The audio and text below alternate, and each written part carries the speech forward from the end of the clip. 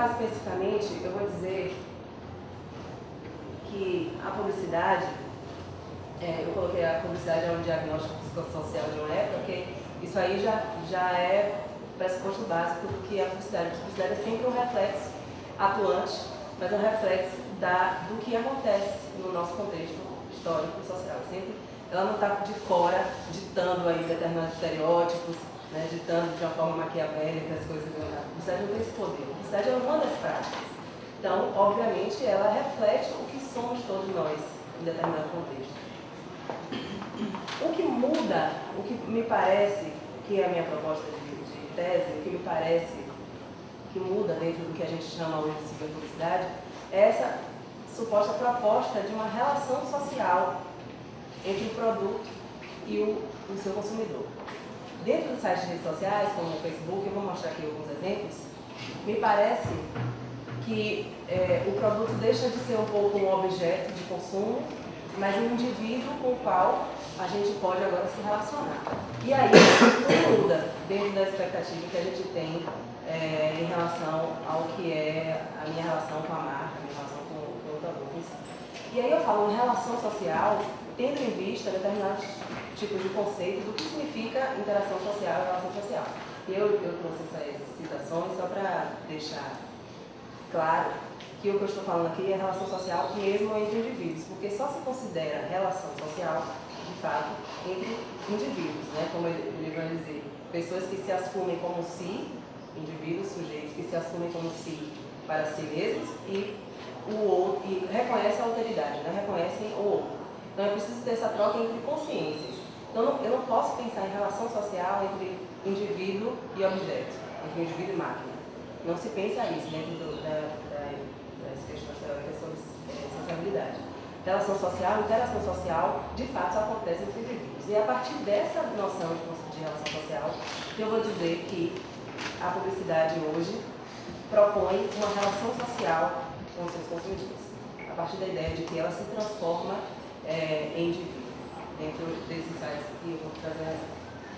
Eu vou trazer aqui, são dois exemplos, da Devassa, da página da Devassa e da página da revista Atrevida. Vocês vão ver que eles constroem uma personagem, né? Uma personagem com características muito específicas, individualizada. É a humanização do que seria da marca, né? Como a gente fala. E para mim, isso aí é uma prática, de certa forma, sem precedentes dentro da nossa relação entre indivíduo e consumidor e marca. Porque toda a comunicação que a gente pensa, que a gente pensava antes em ter com a marca, por exemplo, se eu tenho alguma reclamação para fazer, a Rayane bem sabe disso, está sofrendo aí com a internet. Toda reclamação que a gente tem para fazer, toda a sugestão que a gente tem para fazer para alguma empresa, a gente faz o que? Liga para o telemarketing, ou a gente acessa o chat, sei lá, se eles estiverem da marca, né, da empresa na internet. A gente sempre tem um porta-voz, né? Sempre vai ter uma mediação ali entre o indivíduo, entre o consumidor e a sua marca. No caso das páginas criadas no Facebook, dentro dos sites de redes sociais, a gente não tem isso. A gente não tem mediação.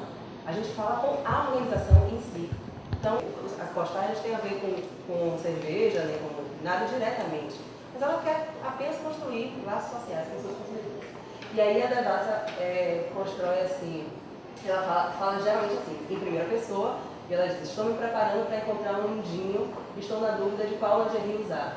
Né? Preta, vermelha, me digam aí o que é que eu posso usar. E o que é mais interessante é que não só ela propõe essa relação, como eu vou explicar aqui, vai me ajudar bastante, as pessoas, todos os indivíduos, geralmente, entram nesse jogo da representação. Isso que é o mais interessante. Né?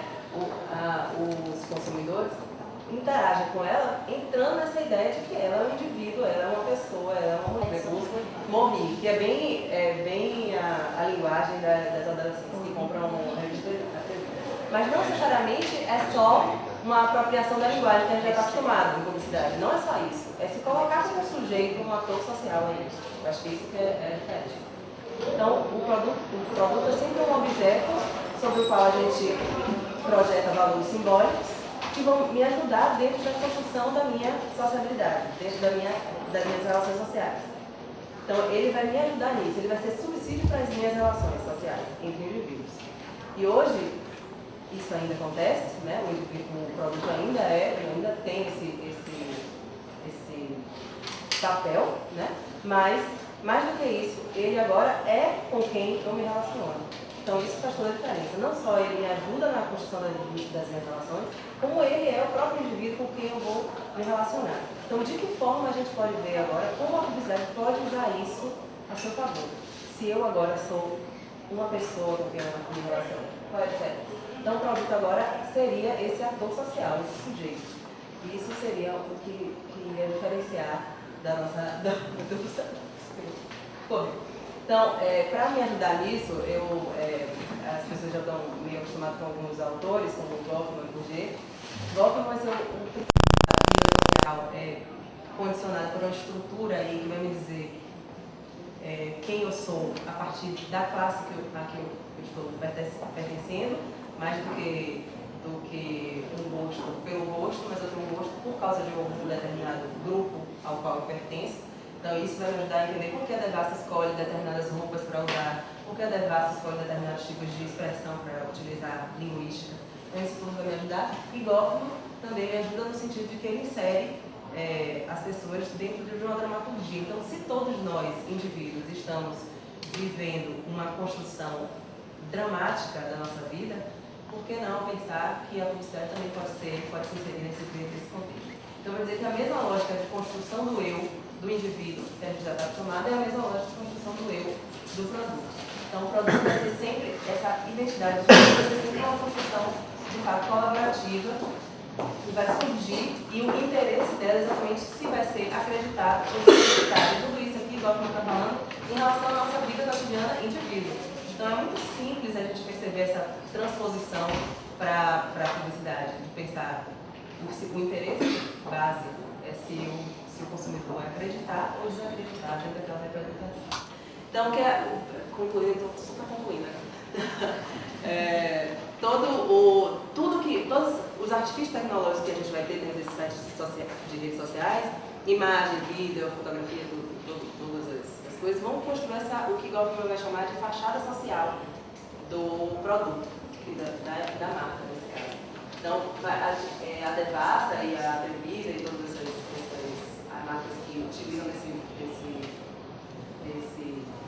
dessa estratégia exclusiva vão ter diversos tipos de atributos sociais valorizados, como me comportar dentro de uma determinada faixa etária, de gênero, da construção, de fato, de uma representação como indivíduo. Isso faz toda a diferença dentro do que a gente espera como a expectativa da nossa relação com a marca.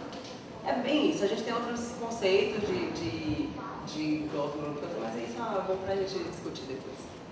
Pronto, acabei. Como que é a publicidade, como que era a publicidade tradicional, de certa forma já encarando toda a potencialidade dos meios na incorporação das suas campanhas e como que hoje está vindo um movimento de aproveitar as diversas mídias para poder compor uma ideia, né? Dentro dessa perspectiva transmídia, que é muito conhecida através do Henry James, né?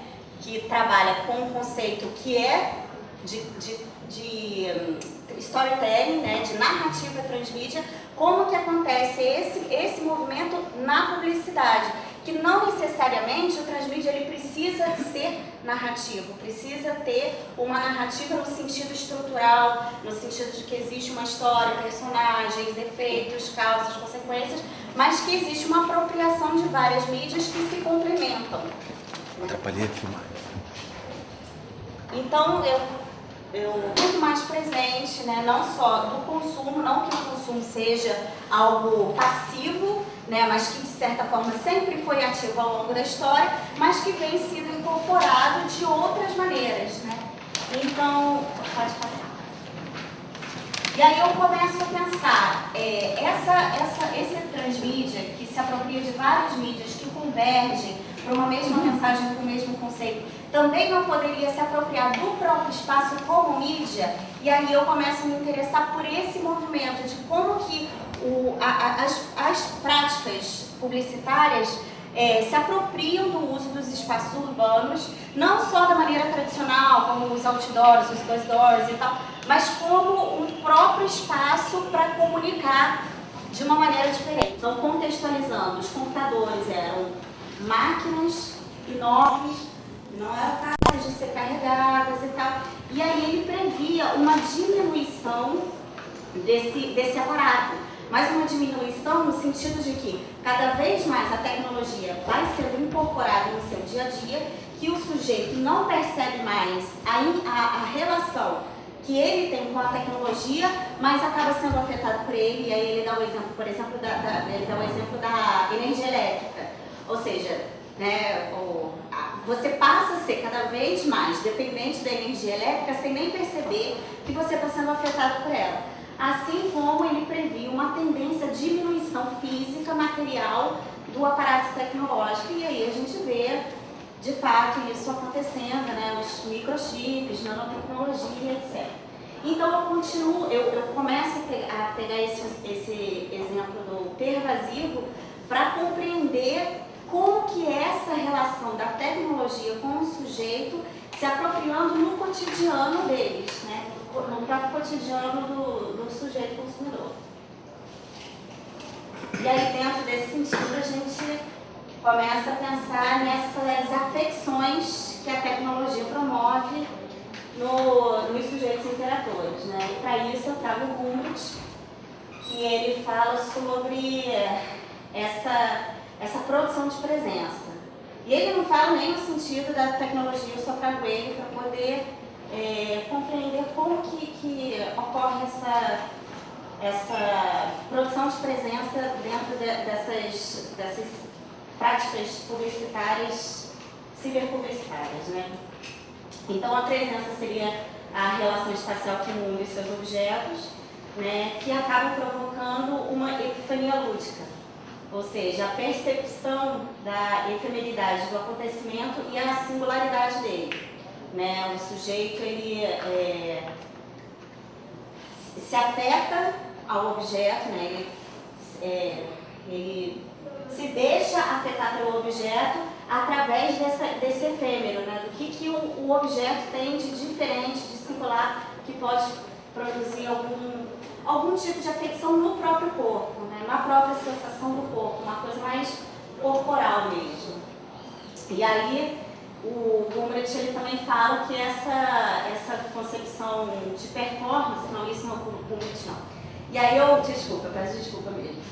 O Zumthor, né, ele trabalha sobre a ideia de performance na leitura, e ele fala que essa performance está ligada à noção de teatralidade e narrativização das experiências. O título que eu botei foi Ciberpublicidade, uma pragmática dos afetos.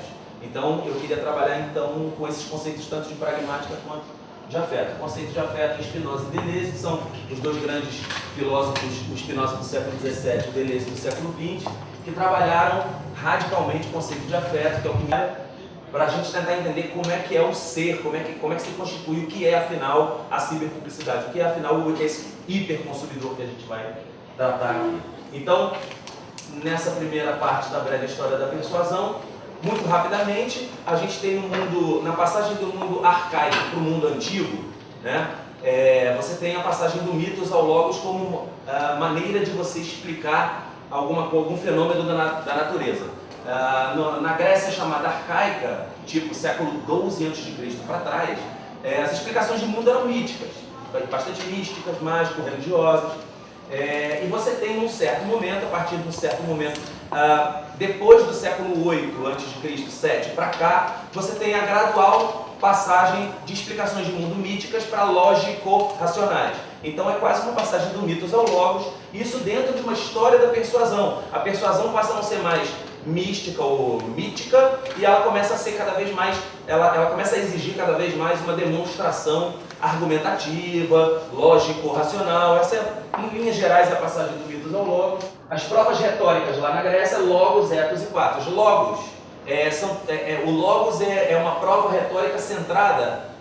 Estou separando ainda emissor de receptor no sentido mais senso comum aqui. Eu não estou entrando com o conceito de teoria da comunicação aqui não. O logos ele é centrado no emissor ou no orador do discurso retórico. Ou seja, ele é estratégico, ele é bastante racional. O ethos, ele já é uma espécie de intermediário. O ethos, nos estudos da linguagem, não tem tanto, tem a ver com caractere ou característica, que vai dar em ética e em outras coisas. Os gêneros retóricos, basicamente, deliberativo, que é um aconselhamento.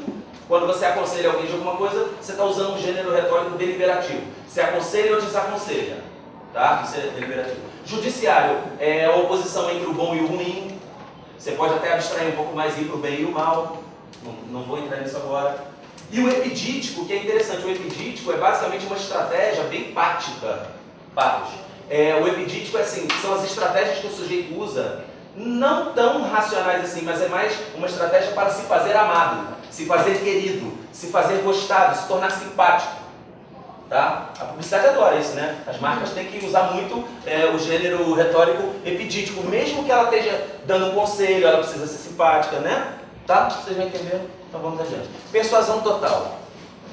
Da comunicação verbal e linear à comunicação multissensorial e circular. Não é surpresa, não é novidade, eu não estou trazendo nenhuma novidade de que hoje cada vez mais as marcas estão tentando se tornar menos, não só verbais e não só audiovisuais. As marcas, isso daqui é a Clotilde Pérez, que é uma pesquisadora lá de São Paulo, ela trabalha muito com essa ideia. As marcas têm que adquirir cada vez mais expressividade. As marcas têm que se tornar cada vez mais expressivas. Por todos os meios que ela puder se tornar expressiva, ela tem que se tornar expressiva. Por quê? Porque ela tem que atingir a sensorialidade dos consumidores.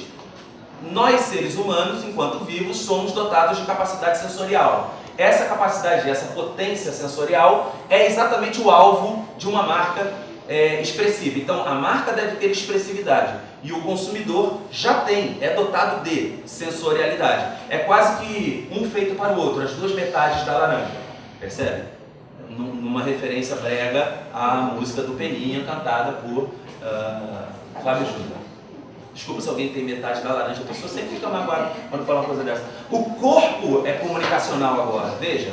É até engraçado a gente pensar que por muito tempo a comunicação mais tradicional e tal, ela acreditou que ela poderia se limitar ao audiovisual, até pouco tempo atrás.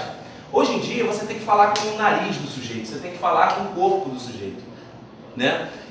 Como diz o Vinícius Pereira, pesquisador de ciberpublicidade lá da UERJ, da SPM, tem música que é pro ouvido, tem música que é pra bunda. Sacudir, porque é uma música que mexe com o teu corpo. As marcas estão querendo fazer isso, ter esse impacto de afeto.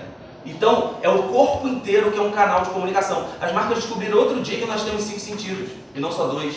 Então, as marcas estão produzindo para si mesmas cheiro, uma certa textura para o tato, um certo paladar. Uma marca hoje ela não tem que ter só uma identidade visual, ela tem que ter uma identidade olfativa, uma identidade gustativa e daí em diante. Isso é basicamente, assim, numa maneira mais abstrata do que eles falaram, é o que a gente pensa de uma ciberpublicidade, tá? É quase como se a publicidade quisesse se confundir com a própria vida. Isso é muito radical, eu estou perseguindo isso. A centralidade do pathos como prova, lembra das provas lógicas? Logos, o ethos e o pathos. Você não abandona os outros dois, o logos e o ethos. Claro que não abandona. Mas me parece que o pathos agora é o central. Sabe quando o marketing se direciona do produto para o consumidor? Ele está em busca desse pathos. Ele está em busca de como afetar o consumidor. A gente não acredita muito na ideia de uma pós-modernidade, porque esse conceito parece apontar para uma superação de tudo aquilo que era moderno. E a gente vê isso com um pouquinho de receio. A gente acha que tem características da modernidade que foram ultrapassadas no mundo contemporâneo, mas tem características que não foram ultrapassadas, elas estão sendo intensificadas. Excesso de informação já existe desde o início da modernidade, no mínimo. Então, a gente prefere chamar de hipermodernidade. Nesse sentido, a gente fez um estudo coletivo no grupo sobre o pensamento do Gilles Lipovetsky e tal. que ele gosta e defende esse conceito de hipermodernidade, hiperconsumidor, mais do que pós-modernidade, né? Excesso e aceleração é isso. Basicamente, a ideia é que desde a modernidade e na hipermodernidade a coisa parece que se intensifica e se acelera, é o excesso de informação de todo tipo, jornalística, noticiosa, informação comercial, informação ficcional, a publicidade misturando o ficcional com o publicitário comercial, né? Mas é excesso, é produção de informação de sentido em excesso, e esse excesso circula cada vez mais aceleradamente, daí o prefixo hiper. O Colin Campbell é um cara mais recente, agora do final do século XX, e ele faz um livro que é uma clara menção, uma clara brincadeira, embora muito respeitosa, ao livro do Weber. E o nome do livro do Campbell é A Ética Romântica e o Espírito do Consumismo Moderno. Então ele faz uma inversão na lógica e ele fala, aquele sujeito que antes prezava a caderneta de poupança e etc, e essa lógica do adiamento do prazer, esse sujeito agora se entrega ao prazer momentâneo. Do Weber ao Campbell parece que mudou um pouquinho, não é mais só um sujeito racional moderno, ele ainda existe um pouco dessa racionalidade, é verdade, mas existe agora um sujeito afetado e afetável facilmente pelos estímulos sensoriais do ambiente, seja da cidade, né, e das mensagens que ali estão circulando. É quase como se os produtos, as marcas e tal, estivessem me prometendo cada vez mais liberdade, de ser apto ao múltiplo simultaneamente. O celular é capaz de me prometer isso. O Sandro é um especialista em celular, fez mestrado sobre a questão da mobilidade, do celular e tal. Inclusive o celular serve para telefonar, isso é incrível. Então, o desejo nisso tudo, nessa filosofia do Spinoza e no século XX do Deleuze, ele é uma potência libertária a priori, mesmo que ele possa ser cooptável por uma lógica capitalista e ser tornado domesticado politicamente. A gente diz hoje, a gente adora a expressão em inglês, né? Brand experience e tal. O sujeito que faz o vídeo para Casa Bahia é uma experiência de vida, mas é uma experiência com a marca. É interessante notar como é que a marca está tentando se dissociar da vida, como se ela tomasse o tempo de vida, que é sucessivo fisicamente ou naturalmente, em alguma coisa simultânea. Isso é meio cansativo, estressante. Eu não sei se alguém fica cansado e estressado como eu, mas isso é uma promessa de mais vida, mais potência, mais alegria, mais possibilidade de afetar o mundo como consumidor, né? Então, quando se deixa muito na mão do CONAB, sem ter uma participação maior do Estado mesmo e da sociedade civil, o que ocorre é questões como essas aqui. Vamos criar um GT para discutir essas questões de sustentabilidade ambiental na publicidade. Eu li isso em 2009, estamos em 2012. Cadê esse GT? Não se sabe. Então, é preciso de maior rigor.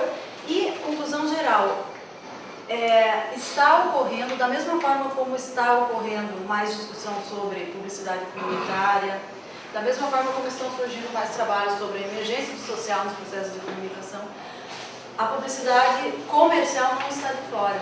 Nesse panorama, a gente vê como que, ao mesmo tempo que caminha o branding sensorial, emocional, caminha para e passo a questão de uma publicidade mais racional, que leve as pessoas que capacite mais as pessoas a refletir sobre riscos, sobre os diversos pontos relacionados ao consumo.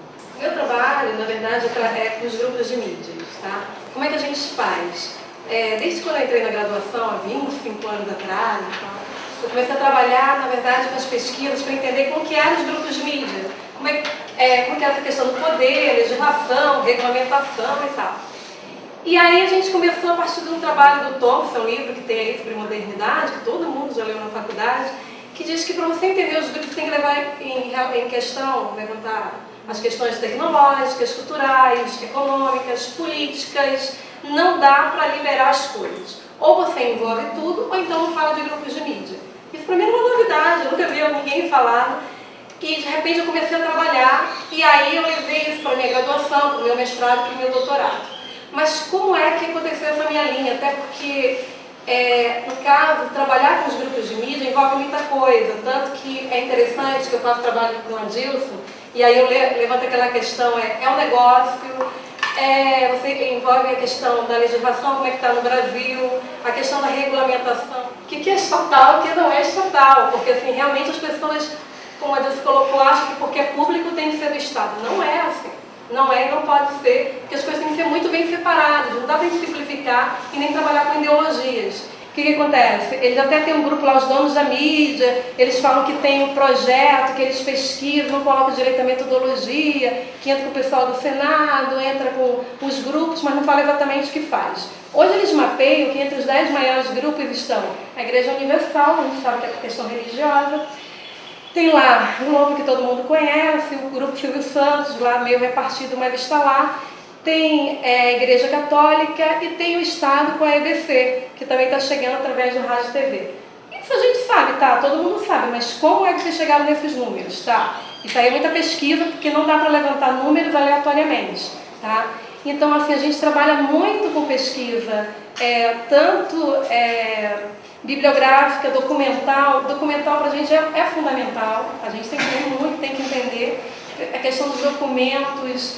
A gente entra nas empresas. Eu lembro que as 3 pesquisas que eu fiz, assim, foi bem interessante, porque assim, eu trabalhei tanto com a questão local, resolvi fazer uma trajetória. Como que é no local? Como é que eles conseguem entrar no local? Eu lembro que a gente fez um paralelo com as comunitárias também. Por que eles entraram investindo numa comunicação local? Porque as comunidades estavam entrando, querendo saber o que estava acontecendo no bairro. O pessoal do condomínio também queria saber. Então, aí vem uma história da Globo entrar com RJTV. Parceiro né? da RJ. Fazer parceiro, tá? Isso, na verdade, foi uma estratégia de negócio para eles. Eles não estão preocupados com o comunitário. Na verdade, eles estão preocupados em como chegar lá e manter o lucro deles. Então, vem a questão do local. Depois eu entrei no grupo de mídia regional, que foi até a região amazônica, porque assim, de 7 estados da região norte, como que ela consegue chegar em 5 e manter o poderio dela? A gente foi lá, entrevistou, conversou, falou com técnicos, falou com o dono. O legal é que você tem que realmente entrar e falar com as pessoas e conhecer as pessoas e ver que isso é pesquisa mesmo, que não dá para se envolver, nem ser a favor nem contra. Tem que realmente entender. Até porque as suas hipóteses no início podem mudar no final. Eu lembro que semana passada eu fui para uma banca de qualificação de um menino do mestrado e ele tinha uma hipótese muito forte. Eu falei assim, olha, não fica muito com essa tua hipótese não, porque no final pode mudar. E você não pode se decepcionar no final, porque é uma pesquisa e você tem que estar preparado para isso. Porque a gente hoje, para falar em mídia, se a gente não conhecer como é que funciona, não dá para falar. Nos modos de ensinar, deve começar na formação de professores, repensar o formato, o currículo. E, inclusive, por esses dias eu estava fazendo uma análise de algumas grades curriculares de cursos de formação de professores e é uma coisa ainda assustadora, que em algumas não tem nenhuma disciplina que fala sobre a tecnologia. E da mesma forma que a gente critica os modos como a escola lida com as tecnologias, por exemplo, em algumas escolas é proibido e é por lei mesmo, em sala de aula, o uso de celulares, de equipamentos tecnológicos, aí guarda na mochila, tem que guardar na mochila, não pode usar, a universidade também se omite em relação a essa questão de ensinar e capacitar esse professor para lidar com todas essas questões, para lidar com esse tempo hoje. E é impressionante porque na pesquisa, no grupo de pesquisa da UERJ, essa Imagem Técnica e Cultura Escrita, tem uma pesquisa de uma professora que está estudando alguns educadores de cursos profissionalizantes que são alunos da universidade. E eles são professores do curso, um curso técnico oferecido também pela universidade. E ela está estudando essas duas faces desses jovens. Uma hora professores, outra alunos. E é impressionante que quando eles entram na sala de aula, parece que eles vestem uma capa daquele professor tradicional e esquecem que são usuários, que são, enfim, que usam todas aquelas tecnologias e que principalmente sentem essa questão de, enquanto alunos, né, de você pensar o conhecimento e lidar com ele de forma relacional e que faça sentido. Eles pertencem ao município e tem em outras escolas também. Fiquei muito interessada porque eu desconhecia as oficinas. Queria que você falasse mais um pouco.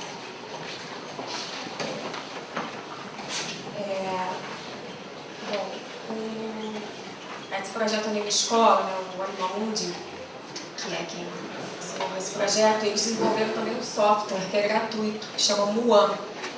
E aí tem um site que é muan.org.br, onde você pode baixar esse software. E ele é bem simples, intuitivo, assim, fácil.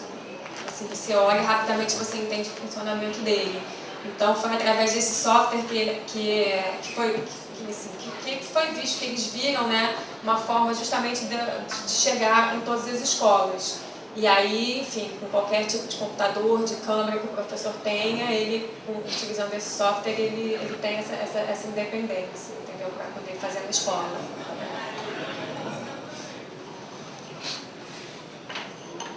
Pessoal, mais alguém? Saindo da semiótica, entrando no campo dos quadrinhos, aproveitando esse espaço. Nos últimos anos eu vejo um interesse cada vez maior da produção de filmes baseados em quadrinhos, principalmente norte-americanos. E também eu percebo que tem uma facilidade muito maior agora de, como consumidor de quadrinhos, de se encontrar quadrinhos nas livrarias, de você ter acesso a esse tipo de material. E também eu vejo iniciativas como, por exemplo, a transformação de O Cortiço, do José de Alencar, em um nobre quadrinho. Eu queria saber como é que você avalia a relação entre essa procura maior pelo campo cinematográfico de quadrinhos norte-americanos e um possível crescimento dos quadrinhos brasileiros. Marco, eu acho que as coisas têm uma relação que em algum momento é inversa.